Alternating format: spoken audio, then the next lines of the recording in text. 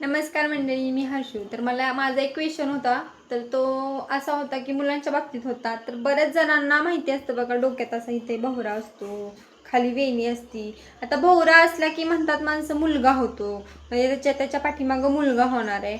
आणि जर वेणी असली खाली, अशी बदाम आकाराची वेणी असती, तर ती वेणी असली की दुनियातल्या बायका म्हणतात की आता ह्याच्या पाठीमागं मुलगी होणार आहे. तर असं कोणाकोणा बाबतीत झालंय, मला कमेंट करून नक्की सांगा की ह्या गोष्टी खरंच रियालिटी. आता ह्याच्या डोक्यात बघा, इथं वरती भोवरा आहे आणि खाली वेणी पण नाहीये. तर भोवरा आहे म्हणल्यानंतर मुलगाच व्हायला पाहिजे होता पहिल्या काळातल्या बायकांच्या अनुसार. पण काही मुलगा झालेला नाही, मुलगीच झाली. वेणी तर नाहीयेच त्याला.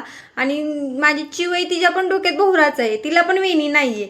तर हा अंदाज पूर्णपणे माझ्या बाबतीत तर फेक झालाय. तर तुम्हाला असं कोण कोण म्हणायचं पहिल्या बाळाकडे बघून की विरुद्ध झालंय त्याच्या, आणि कोणाकोणाचं खरं झालंय ते पण मला कमेंट करून नक्की सांगा.